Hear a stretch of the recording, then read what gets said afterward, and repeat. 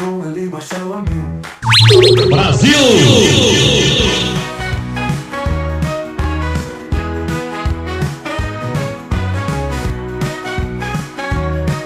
19 horas e 47 minutos em Manaus, 20 horas e 47 minutos em Brasília. Muito boa noite para quem está me ouvindo ao vivo no www.webradioapp.com, no TikTok, no YouTube, no Spotify e em qualquer outro meio de comunicação que a humanidade um dia venha a inventar. 9 de setembro é o 252º dia do ano.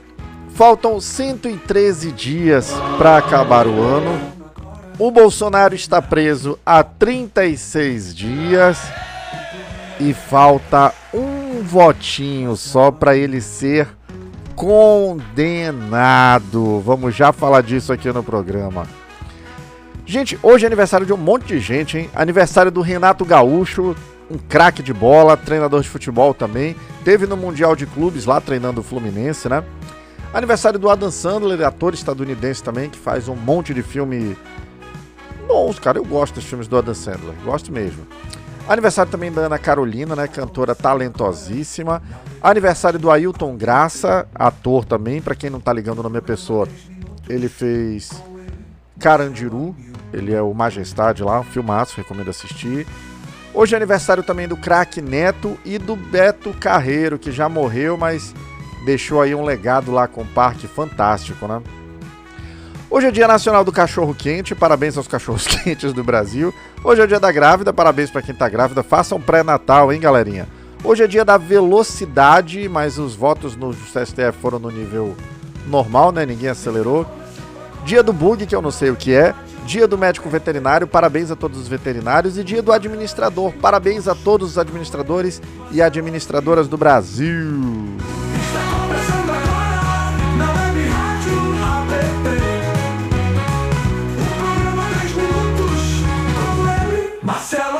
Sou eu!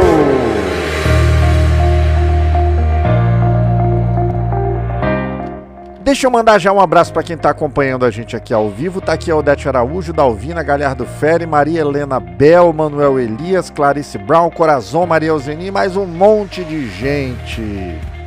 Gente, vamos lá para o primeiro giro de notícias pelo Brasil, né? Saber o que os portais progressistas no Brasil estão falando, qual é o assunto, qual é a pauta. Chama a vinheta! Sabe o que está acontecendo no mundo agora? O Amil te conta aqui mesmo na Web Rádio App. E eu conto agora.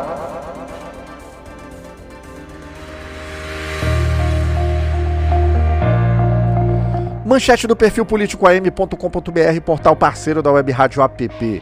Ensino superior no Brasil pode mais que dobrar salário. Obter diploma universitário eleva ganhos em até 120%, conforme dados do IBGE. Fatores como qualificação profissional e demanda por mão de obra especializada impulsionam disparidades salariais entre formados e não formados. Acesso à educação superior continua desafio para a inclusão econômica. Gente, façam faculdade, estimulem as pessoas no entorno de vocês a fazer faculdade. Faz uma diferença. E eu falo isso para os meus filhos também. Eu costumo dizer o seguinte: você ter feito uma faculdade, hoje em dia, infelizmente, não quer dizer muita coisa. Mas você não ter feito, infelizmente diz. Então, é importante, tá? Manchete da Carta Capital aqui. Bolsonaro e aliados confessaram trama golpista em reunião ministerial. Sustenta Moraes em voto. Ministro aponta encontro de julho de 2022 como confissão de plano de golpe antidemocrático, com falas incitando ações contra a Justiça Eleitoral e o STF, visando o golpe antes das eleições.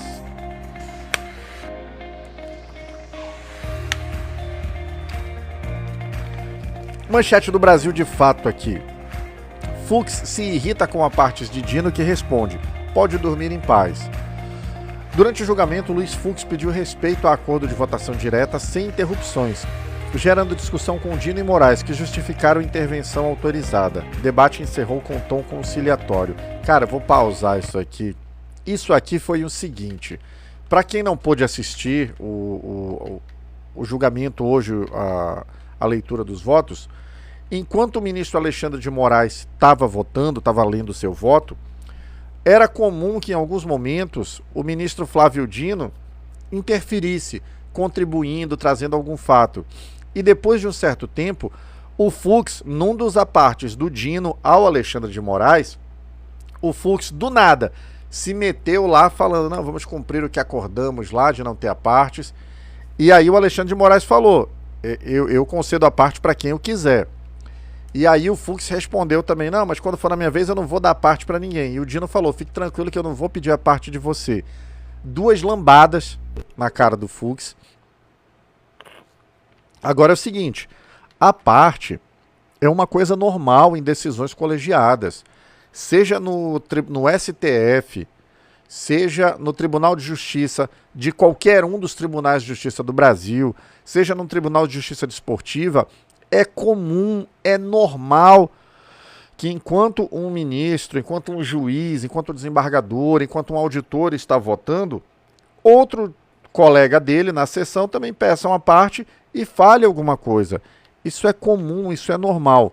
O que esse chilique do Fux me diz? Me diz que ele já falou que ele vai ter um voto longo, ou seja, o voto do Fux está pronto. Ele não esperou o voto do relator para dizer se concordava ou discordava.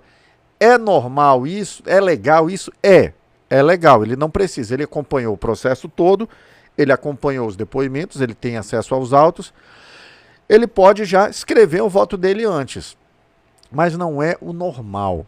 O comum nesse tipo de processo é o que fizeram o ministro Flávio Dino, a ministra Carmen Lúcia e o ministro Cristiano Zanin. Beleza, vamos aguardar o voto do ministro relator e a partir do voto do relator, que também é chamado no direito de voto condutor, nós vamos decidir se a gente vai acompanhar o voto, se a gente vai discordar do voto, se a gente vai discordar em partes. É daí que a coisa começa. O fato do Fux trazer um voto já pronto, sem ter ouvido o voto do relator, é inusual, é incomum. Não é ilegal, não é sequer imoral, mas é incomum. Então, vamos aguardar o voto dele. E por ele ter dado esse chilique, o que ele já falou? Olha, eu vou estar votando e eu não quero ninguém pedindo a parte, não fale nada. Por que ele diz isso? Porque muito provavelmente vai ter absurdo no voto do Luiz Fux. Todo mundo olhou para uma coisa e falou, isso aqui é uma batata. Ele vai olhar e vai falar, não, isso aqui não é uma batata, isso aqui é um tomate. E aí as pessoas vão pedir uma parte. Ministro, deixa ele com isso aqui que você está vendo não é um tomate, é uma batata. Ele não quer a parte para não ser corrigido. Vem lambança no voto do Fux. Mas é um problema isso? Em princípio, não. Pior seria se o Fux pedisse vista do processo. Se ele decidisse paralisar o processo por 90 dias. Então, eu prefiro, enquanto jurisdicionado, enquanto brasileiro, enquanto alguém da Alvina, José Frutuoso, Nery, Isabel Moreira, Francisco Ronaldo, enquanto alguém está acompanhando o processo, eu prefiro que ele fale a merda que ele for falar, caso ele vá falar merda, né? Mas que ele vote amanhã mesmo. Então, vamos acompanhar, vai ser o primeiro voto de amanhã. Manchete do Brasil 247. Embaixada dos Estados Unidos no Brasil ameaça Moraes em pleno julgamento de Bolsonaro. Embaixada dos Estados Unidos critica ministro Alexandre de Moraes, acusando-o de minar liberdades e afirma que tomará medidas cabíveis em meio ao julgamento de Bolsonaro por atos golpistas no STF. Eu vou parar isso aqui porque isso aqui também é muito pesado.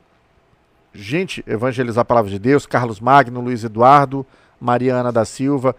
Gente, se os Estados Unidos inventarem de declarar uma guerra formal contra o Brasil, uma guerra física, porque nós já estamos em guerra, o Brasil já está sendo alvo de uma guerra híbrida por parte dos Estados Unidos. E faz tempo, não começou agora, mas a gente já está sendo atacado pelos Estados Unidos. Agora, vamos supor que os Estados Unidos resolvam bombardear uma unidade militar brasileira, que eles resolvam bombardear o CMA aqui em Manaus, o Comando Militar da Amazônia. O Brasil, obviamente, vai ter que declarar guerra. A declaração de guerra ela é feita pelo Congresso Nacional. E se o Brasil entrar em guerra formalmente com os Estados Unidos, vai ser uma desgraça, vai morrer brasileiro, nossos meninos no nosso exército que não tem munição para trocar tiro com meia dúzia de coati. Vai morrer muito brasileiro, vai ser uma tragédia, mas nós não vamos perder o Brasil. Nós vamos sobreviver a isso. Mas, óbvio, Deus que me livre. Eu penso nisso já há algum tempo. Quando eu vi o cenário que estava se desenhando, eu tenho 2 filhos que estão na reserva. Eu tenho um filho de 22 anos e um de 20. Se essa desgraça acontecer, eu vou tirar meus filhos do Brasil. Não vou mandar meus filhos para a fronte de batalha para tomar tiro por causa de general golpista que teria apoiado o Bolsonaro, que é quem está querendo trazer a guerra para o Brasil. De jeito nenhum. Agora, se isso acontecer, se o Brasil entrar formalmente em guerra com os Estados Unidos, tem tipo penal no Código Penal Militar para traição. Traição em tempos de guerra é pena de morte. O Eduardo Bolsonaro e o Paulo Figueiredo e os bolsonaristas não têm ideia do que eles estão cavando. Ou eles têm e não estão nem aí, mas eu acho que não tem porque eu duvido da sanidade mental do Eduardo Bolsonaro. Se o Brasil declarar guerra formalmente aos Estados Unidos, o Eduardo Bolsonaro tem que torcer para jogar em bomba atômica no Brasil para morrer todo mundo e virar a terra arrasada, que ele falou que vai fazer ele se sentir vingado. Porque se o Brasil sobreviver, e eu acredito piamente que se houver essa desgraça de guerra, o Brasil vai sobreviver, não vai ser fácil, não vai ser heróico, não vai ser bonito, mas eu acredito que a gente vai sobreviver.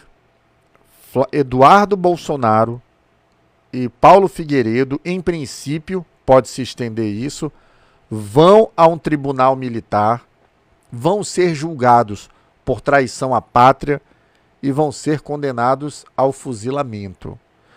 Espero que não aconteça, porque todos nós vamos sofrer muito, muito, muito, muito.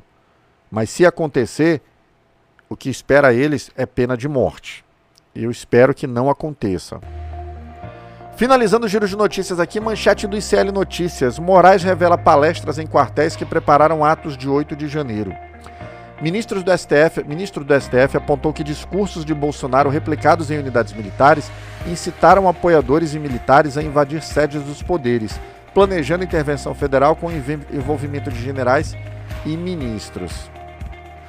Meu amigo, eles tentaram fazer de tudo, mas felizmente não conseguiram. O que aconteceu hoje de manhã no STF, com o voto do ministro Alexandre de Moraes, o Bolsonaro foi estronchado.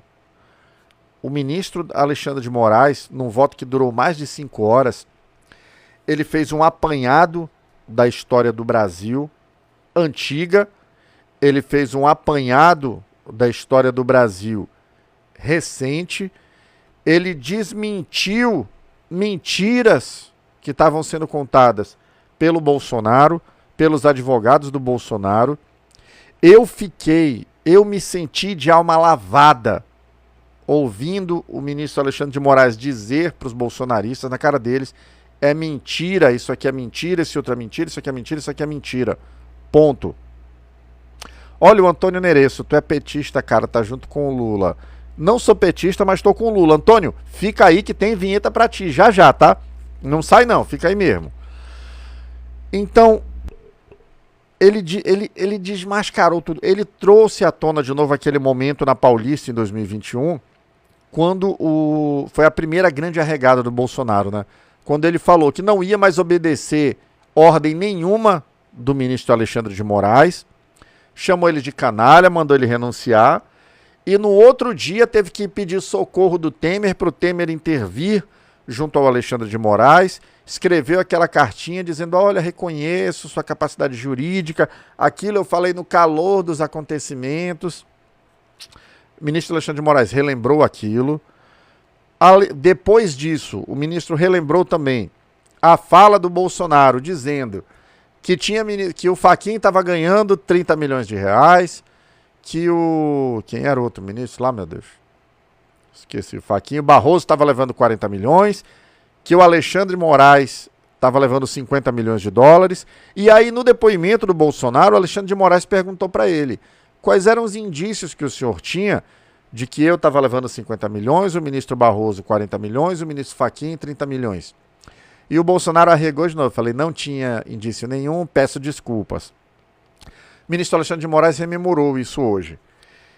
E aí ele seguiu traçando a linha do tempo lá, falando desses episódios e dando as devidas explicações. Teve um ponto aqui, dois pontos aqui que me chamaram a atenção quando ele estava falando das preliminares.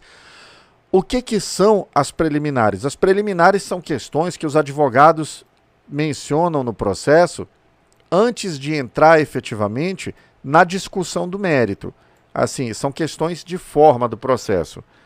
Uma das preliminares que tinha sido alegada pelas defesas era que houve cerceamento de defesa. Eles listaram um monte de elementos lá. Deixa eu só colocar outro aqui para eu não me perder. 70 terabytes. Tá. Um dos pontos que eles listavam era que não havia tido filmagem durante as acariações. O que são as acariações? Durante um processo, o réu pode pedir para que ele fique de cara com alguém que também está no processo que está dizendo alguma coisa diferente. E aqui houve uma acariação entre o Braga Neto e o Mauro Cid. Por quê? Porque o Mauro Cid disse que o Braga Neto entregou uma sacola de vinho cheia de dinheiro para entregar para subsidiar o golpe, para entregar para os golpistas, e o Braga Neto disse que isso não existiu. E aí eles ficaram de cara a cara, foram feitas perguntas e depois foi feita a ata. A defesa do Braga Neto reclamou que o fato de não ter havido a filmagem da acariação prejudicava a defesa, porque ninguém podia ver a expressão do rosto do Mauro Cid na hora da resposta. A resposta do ministro Alexandre de Moraes foi: isso aqui é um tribunal jurídico, não psicológico, vale o que está a termo. E é isso mesmo, não existe isso. Porque a expressão do fulano não tem. Parece um vídeo do Porta dos Fundos lá, em que o Fábio Porchat tá de juiz. Aí... Yaú, fica esperando aí que tem vinheta pra ti já, tá? Não foge, não. Então, o Fábio Porchat tá de juiz, aí fala alguma coisa. O advogado da outra parte fala, olha, quem mentiu tá com a mão amarela. Aí o réu olha pra mão e o juiz fala, olhou pra mão. Não se trata disso na vida real, tá? Aquilo é uma esquete do Porta dos Fundos, muito boa, por sinal, da época que o Porta dos Fundos era bom. Então, essa foi a justificativa, e não houve cerceamento de defesa. Outra coisa que eles usaram lá foi isso aqui, se não me engano, foi a defesa do Heleno, dizendo, porque o Ministério Público só fez 42 perguntas. O juiz fez 150 e poucas perguntas. E, gente, isso é uma coisa boa. Logo em seguida, o próprio ministro Flávio Dino comentou sobre isso também. Um juiz que faz muita pergunta é um juiz que realmente está querendo entender o caso. Está querendo entender do que se trata para julgar da melhor forma. Que bom. E aí, antes disso, o Alexandre de Moraes também falou. A impressão que dá é que a defesa queria que o juiz fosse uma samambaia, uma samambaia jurídica. E, gente, não é verdade. Eu concordo plenamente com o Dino. O juiz que faz muita pergunta é porque está querendo entender. Tá certo. Um outro ponto aqui que foi mencionado como cerceamento de defesa, e nesse, por não conhecer os autos, eu já até tinha comentado, se foi realmente isso, então houve prejuízo sim para a defesa. As defesas alegam que haviam arquivos com mais de 70 terabytes de informação, o que dá bilhões de páginas, e que a defesa não teria como ter tido acesso, ter tido tempo hábil para analisar esses documentos antes do julgamento. Eu achava que esses 70 terabytes tinham sido usados pelo Ministério Público, que o Ministério Público tivesse apresentado eles como elemento de prova quando apresentou a denúncia, e eu concordaria com a defesa. Não tem como, o Ministério Público apresentou 5 bilhões de páginas. Eu preciso de um tempo minimamente razoável para observar essas 5 bilhões de páginas. Só que não foi isso que aconteceu. Esses 70 terabytes de informação, eles estavam em poder da Polícia Federal, que essa sim, usou o que achava interessante para oferecer o indiciamento, mas o Ministério Público não usou isso. O Ministério Público simplesmente se ateve ao que ele achou interessante, o que ele achou válido, ele pegou e botou nos autos. A defesa foi que pediu que todo o material usado pela Polícia Federal, os 70 terabytes, fosse incluído no processo. Então não tem cerceamento de defesa nenhum aí. Pelo contrário, a defesa pediu, se atendeu. E a defesa tinha o tempo hábil, foram 4 meses, até as alegações finais, a defesa podia apresentar alguma prova ainda, que ia ser inusual e tal, mas se fosse relevante ia ser conhecida. Então, não colou, estava correto. O ministro Luiz Fux, antes dele dar o showzinho dele de que não teria a parte, ele já informou que ia divergir. Ele já sabia que o voto seria pela condenação, e todo mundo sabia disso, porque as provas são robustas. Eu sempre digo que a Constituição diz que ninguém é obrigado a produzir provas contra si, mas também ninguém é proibido de produzir provas contra si. E o bolsonarismo produz muitas provas contra si. Eles gostam de produzir provas contra eles. Então, é direito deles produzir as provas que eles quiserem. Cadê que isso aqui? Tá aqui. E aí o Fux já saiu divergindo antes mesmo de votar. Vamos ver a aberração que vai sair amanhã, né? Teve um último ponto. O voto do ministro Flávio Dino foi uma coisa assim de... Cara, eu me passo para aquele homem. Que cara inteligente. Que cara culto. E a inteligência do Flávio Dino permite a ele fazer uma leitura com um humor ácido, respeitoso, mas muito agradável. Então, quem tiver tempo, quem puder, procure no YouTube o voto completo do ministro Flávio Dino, é um primor. Concordando com o voto do ministro Alexandre de Moraes, que votou para condenar todos os 8 réus pelos 5 crimes. O ministro Flávio Dino, ele mencionou que muito provavelmente ele vai divergir na dosimetria da pena. O que é a dosimetria da pena? Um julgamento tem 2 momentos. Primeiro momento, quando eu discuto se a pessoa cometeu ou não cometeu o crime. E um segundo momento, onde eu discuto qual é a pena para aquele crime. Existem critérios. Eu vejo, ok, esse crime ele tem pena de 4 a 12 anos. Essa pessoa que cometeu o crime, o fato de ela ter cometido o crime é mais reprovável do que o de outros? Ah, eu acho que sim. Olha aí, a Roseli Fervil, lindo, muito bom depois o voto do Dino, né? O Dino é um cara fantástico. Então, nessa fase de dosimetria da pena, ele observa e ele vê, aqui fulano fazer isso é mais feio do que o outro fulano. Então, ele vai dosando. E o ministro José Roberto, fica aí que tem vinheta pra ti, tá, José Roberto Ferreira Lima? Vinheta específica pra ti, não corre não. Então, na dosimetria da pena, o ministro Flávio Dino, ele já mencionou que provavelmente ele vai ter discordância. Por quê?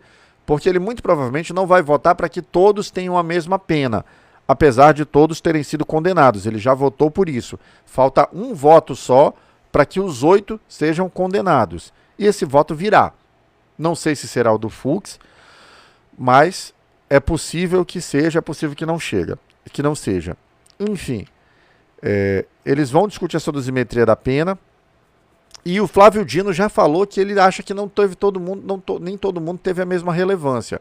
Ele usou como exemplo o Alexandre Ramagem, que era o superintendente da ABIN, que foi usada como ferramenta para tentativa de golpe de Estado. Mas ele ponderou que em março de 2022, o Alexandre de Ramagem saiu da ABIN, ou seja, o Dino entende que naquele momento ele saiu da capitania do golpe de Estado e foi fazer outras coisas. Então, por isso, o Dino já disse que entende que ele tem que ter uma pena menor que a dos outros. Vamos aguardar para ver a discussão da dosimetria da pena. Eu acho que não, eu acho que ele pode até ter saído para ser candidato, mas ele deixou a estrutura toda montada na ABIN, e o fato de ele sair para ser candidato até seria uma forma de ele estar melhor posicionado para defender o golpe de dentro do parlamento, que é algo que ele está fazendo efetivamente. Mas vamos aguardar os votos amanhã.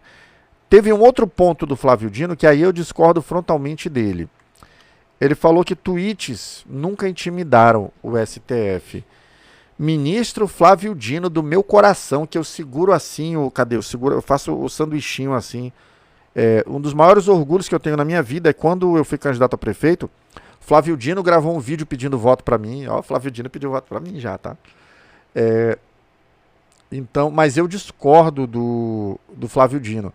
Em 2018, quando o presidente Lula ainda estava sequestrado pela Lava Jato lá em Curitiba e os advogados dele entraram com habeas corpus no STF, um dia antes do julgamento do habeas corpus, o general Vilas Boas, então comandante do Exército, fez um tweet no qual ele ameaçou frontalmente o STF. Disse com todas as letras lá, para bom entendedor, que se soltassem o Lula, se concedessem o habeas corpus, e o habeas corpus tinha que ter sido concedido, não porque era o Lula, mas porque era a letra da lei. A prisão do Lula foi ilegal. A prisão do Lula foi um sequestro. A prisão do Lula foi um abuso. E o STF, por 6-5, com o voto decisivo da ex-ministra Rosa Weber, que sempre tinha votado a favor de habeas corpus nesse caso, mas naquele momento ela disse que iria seguir, pela colegialidade, iria seguir a maioria e votar contra o habeas corpus. Só que essa maioria só existiu porque ela mudou a decisão dela e do 5-5 ela fez 6-5. Então, naquele momento, sim, um tweet intimidou o Supremo Tribunal Federal.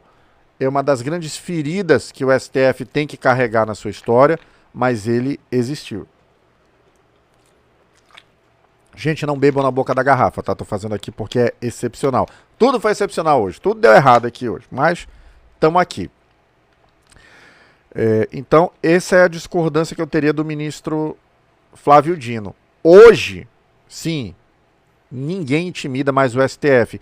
Inclusive, eu vi uma matéria acho que foi não sei se foi no ICL, se foi no Metrópolis, que o Múcio, ministro da Defesa, falando, não, os militares vão respeitar o resultado do julgamento. Meu irmão, e tem escolha? Qual é a escolha? Quem está sendo julgado lá, os generais que estão sendo julgados porque tentaram não respeitar a Constituição. Então, óbvio, qualquer que seja a decisão que o STF tome, general, brigadeiro, marechal, coronel, a puta que o pariu, tem que respeitar. Ponto. General que não respeitar a decisão do STF, do STJ, de juiz de primeiro grau, de quem for, tem que responder penalmente. Acabou-se. Então, não tem essa de, porque o Exército... Meu irmão, tem que cumprir a lei. Acabou. O Exército, as Forças Armadas, são um aparelho do Estado brasileiro. Eles não são poder. Poder, o Brasil tem 3 poderes. Poder judiciário, poder legislativo e poder executivo. O Exército não é poder. O Exército é força do Estado. E essa força tem agido muito, tem funcionado muito bem, né? Para quem está só ouvindo na Web Rádio App, eu fiz uma aspas aqui, né? Tem funcionado muito bem quando é para atacar civil brasileiro. Infelizmente é o que tem, né? Mas vamos lá. O fato é que, nesse exato momento, 20 horas e 15 minutos em Manaus, 21 horas e 15 minutos em Brasília, o Bolsonaro está a um voto de ser um condenado definitivamente. Me preocupa muito o voto amanhã do Luiz Fux. Vamos imaginar o pior do cenário aqui. Ele tem mencionado... Hoje teve durante o voto do Alexandre de Moraes, teve uma hora que ele mencionou que todo mundo aceitou a denúncia, que ela foi recebida por unanimidade, inclusive com o voto do Luiz Fux, e ele falou, não, mas votei em recebimento da denúncia, não no mérito. Ok, chegou a hora de julgar o mérito. Eu não vou ficar surpreso se amanhã o Luiz Fux disser a delação do Cid está contaminada, eu não reconheço como uma delação válida, não reconhecendo essa delação como válida, eu entendo que toda prova, todo depoimento, tudo que adveio desta delação deve ser anulado e, portanto, eu voto pela devolução do processo ao Ministério Público, por exemplo. Ou seja, ele pode votar para que o processo não seja julgado.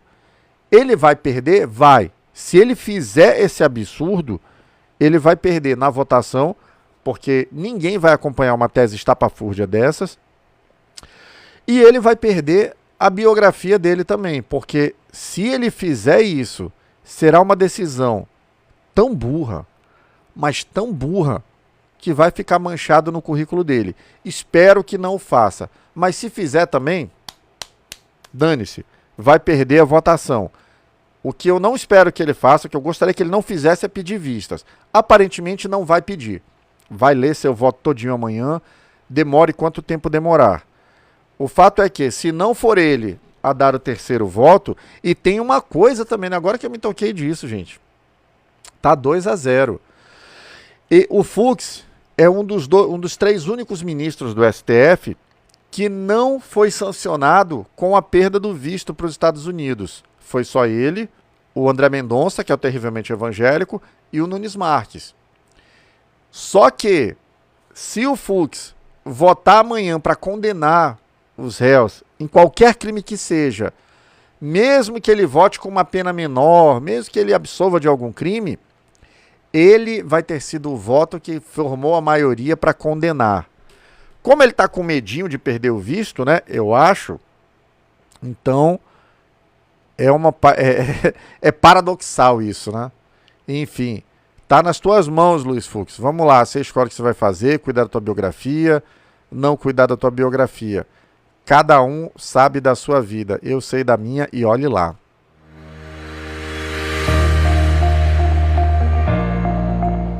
Vamos dar uma lida nos comentários aqui agora, saber o que tá rolando aqui. Cadê?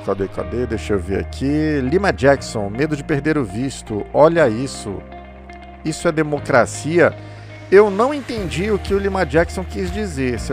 Lima Jackson, me socorre aí. Você tá crítico ou você tá defendendo o Fux? É fã ou hater? Não entendi. Enquanto isso, não tem. Comentário do Cássio Marotos aqui. Cadeia é pouco pra essa raça. Concordo. Olha o Lima Jackson dizendo aqui também, Brasil é uma piada. Eu acho que o Lima Jackson é gado, gente. O que vocês acham? Esse Lima Jackson é gado? É gado, Lima Jackson. Lendo o comentário aqui do... Cadê? O Ranieri Bandeira. Lima Jackson, ter opinião diferente é ser hate? Não, não é. Mas ser gado é. Cadê? João Paulo Pereira. Eu gostaria de entender por que Nunes Marques. Pô, eu também não entendi a tua ainda. Lima Jackson, bota aí nos comentários. Você é bolsonarista ou não? Só pra entender. Explica aí, Lima Jackson. Pra eu não estar sendo injusto também, né? Pode ser que eu tenha sido. Olha, o Souza Sorocaba... Lima Jackson, quero saber se tu é bolsonarista. Diz aí. Não é bolsonarista, então tudo bem. Tá revogado o mugido do Lima Jackson, tá? Lima Jackson, desculpe. Sou vacilão, errei. Seja bem-vindo de novo. Se tinha algum problema? Tinha muito problema. Olha, a Timora chegou aqui. Lima Jackson, não posso. Lima Jackson, tu é gado sim. Bota o mugido aí pro Lima Jackson. É gado sim nesta porra. Cadê o outro comentário aqui? Que foi essa? César. Não, teve uma aqui que comentou ainda agora, caramba. Cadê? Timora, sou Bolsonaro muito mesmo. Ok. É gado a Timora? É gado, sim. Olha, o João Paulo Pereira perguntando aqui, por que Nunes Marques e André Mendonça não irão votar? João Paulo, o STF, por determinação do regimento dele, ele tem 2 turmas de ministros. Então existem situações que podem ser julgadas pelo plenário, mas existem situações e as ações penais, que é o que está acontecendo com Bolsonaro, com Braga Neto, estão nessa permissão, elas podem ser julgadas pela turma. O André Mendonça e o Nunes Marques, eles são da segunda turma, ou é da primeira, sei lá. Eles são da outra turma e não essa que está julgando. Então é por isso que eles não participam do julgamento. Ó, não estou dizendo que esse Lima Jackson é gado? Qual o crime que o Bolsonaro fez? Ó, Valéria informou aqui que é a segunda turma. Obrigado, Val. Parabéns pelo dia da administradora, 9 de setembro, né? Qual o crime que o Bolsonaro fez? O Bolsonaro cometeu o crime de tentativa de golpe de Estado, o Bolsonaro cometeu o crime de tentativa de abolição violenta do Estado de Direito, cometeu o crime de organização criminosa. Tem 2 votos já, por isso, tá? Então tudo bem. Deixa eu continuar aqui vendo quem são os gado. Cadê os gado? César, vocês não sabem o que falam. Não sei de quem o César tá falando, né? Então, Souza Sorocaba, quem ri por último ri melhor. É gado esse Souza Sorocaba? É gado, Souza Sorocaba. Cadê? O João Paulo de Pereira de Araújo perguntando, mas cadê as provas? Tá lá nos autos, João Paulo Pereira de Araújo. Você leu o processo? Não, não leu. Também não li essa porra. Li a denúncia do Ministério Público, não as 800 páginas, mas a grande maioria das páginas. Mas o ministro Flávio Dino leu. O ministro Alexandre de Moraes leu. O ministro Luiz Fux leu. A ministra Carmen Lúcia também leu. O ministro Cristiano Zanin também leu. Eles são muito bem pagos para isso, é o trabalho deles, eles estão fazendo, e então vou confiar no veredito deles. Cadê? A Maria Deilda aqui, verdade, família Bolsonaro nunca mais, são traidores do Brasil, são traidores mesmo, Maria Deilda. Olha aí, estou dizendo, começou a mugir de novo o Lima Jackson. E os 240 bilhões da saúde que o seu PT desviou do nosso país. Desviou de onde? Gado. Pega pra ti, nós vamos mugir. Narrativa que não convence ninguém. A Valéria foi cirúrgica agora. Eles começam assim, e o PT? E o Lula? Vão mugir lá longe, gadaiada chata do caramba. Gente, vamos fazer o nosso segundo giro de notícias aqui agora, saber o que o mundo tá falando, quais são as manchetes pelo planeta. Vamos lá, chama a vinheta. Sabe o que está acontecendo no mundo agora? O Amil te conta aqui mesmo na Web Rádio App. E eu conto agora.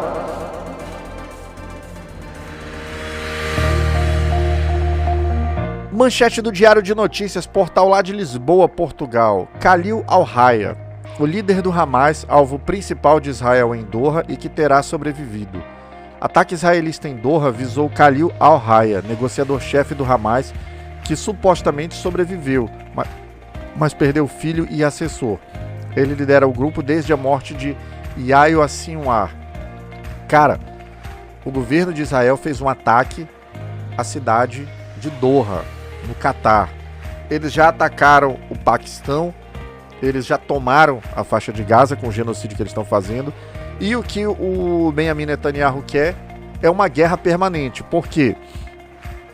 Ele é tipo um Bolsonaro lá de Israel, tá? Na hora que ele sair do poder, ele só tem um destino direto, que é a cadeia. Então ele vai prolongar a guerra ao máximo tempo possível para tentar escapar disso e ver se o tempo muda. É triste, porque tá morrendo muita gente. E, enfim, são os senhores da guerra, né?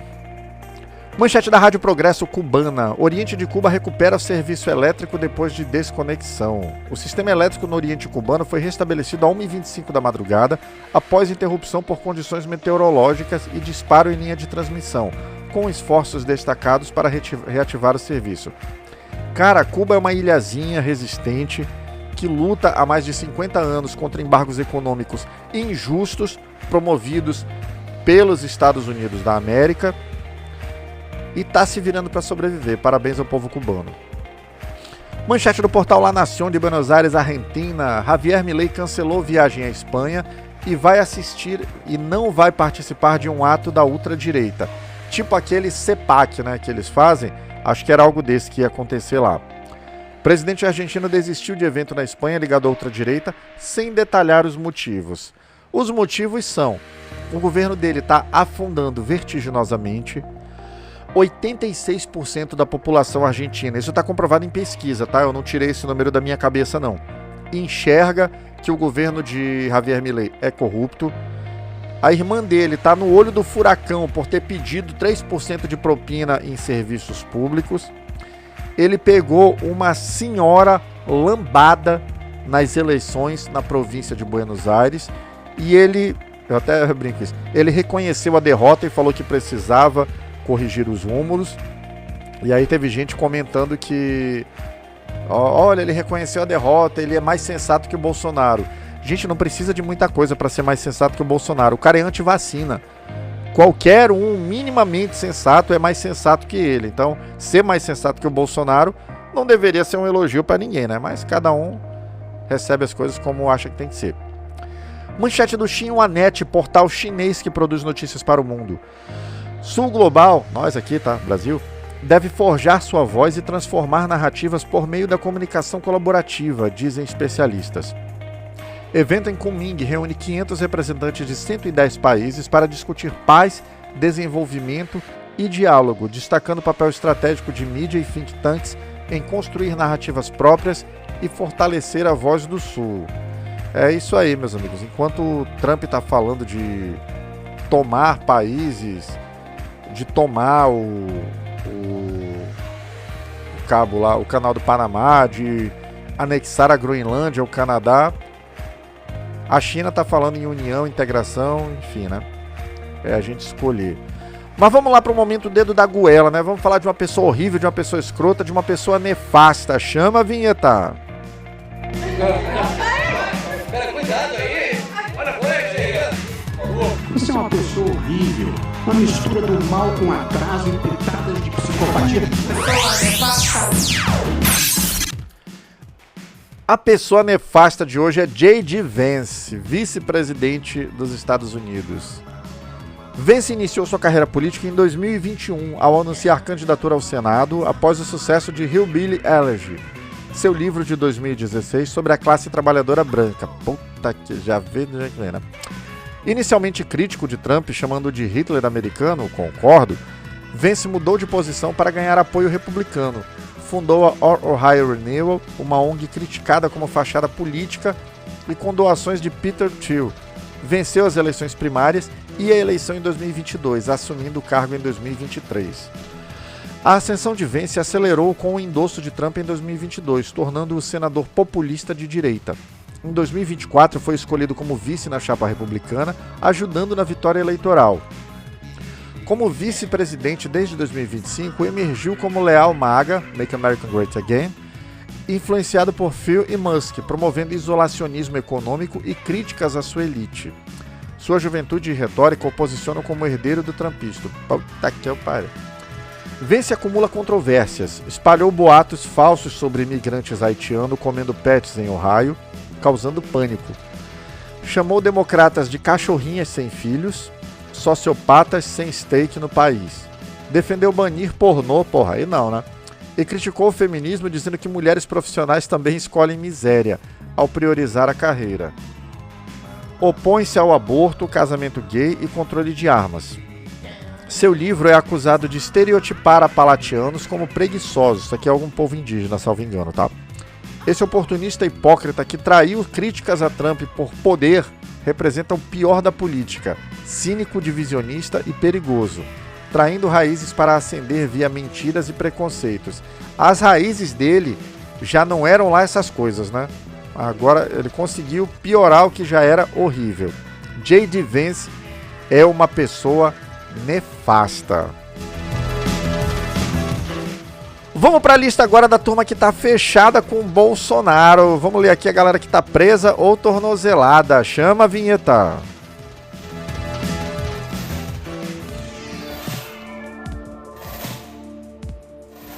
Apistou mais um dia, sob o olhar sanguinário do vigia. Lista dos bolsonaristas presos ou tornozelados.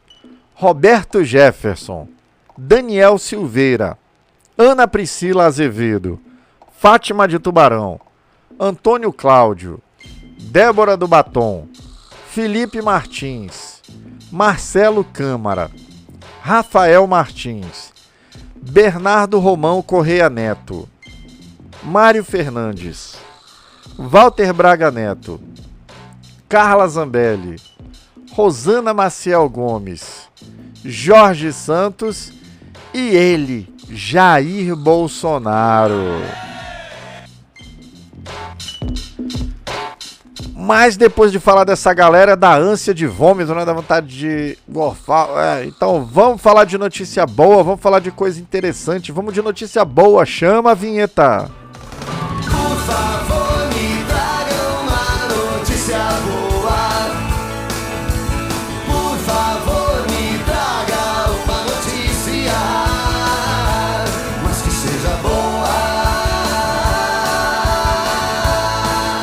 Brasil em movimento, 14 milhões superam a pobreza. Nos últimos 2 anos, 6 milhões e meio de famílias brasileiras, o equivalente a 14,17 milhões de pessoas, superaram a linha da pobreza. Essa significativa redução de 25% reflete uma combinação vitoriosa de desenvolvimento econômico, geração de emprego e empreendedorismo, apontando para um futuro mais próspero. O avanço foi impulsionado pela melhoria no mercado de trabalho e pela efetividade dos programas sociais. Com a qualificação do Cadastro Único, que agora integra automaticamente dados de renda, o governo otimiza a inclusão de famílias em vulnerabilidade, garantindo que o apoio chegue a quem mais precisa de forma ágil e eficiente. Mas que seja boa.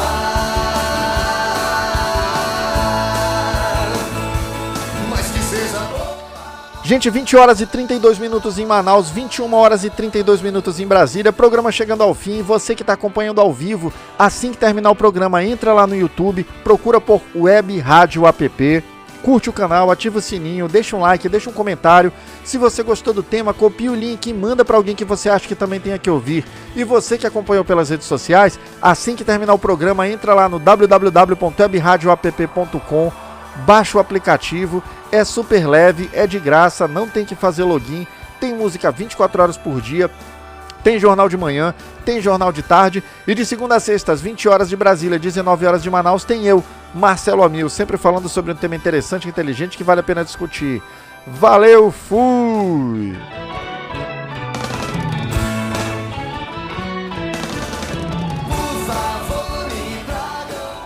Ria com quem sabe. A Comedy Club Manaus é o lugar certo para você que busca humor e diversão. Com shows de stand-up comedy ao vivo, você vai se divertir com os melhores comediantes da cidade. Venha experimentar a magia do Comedy Club Manaus.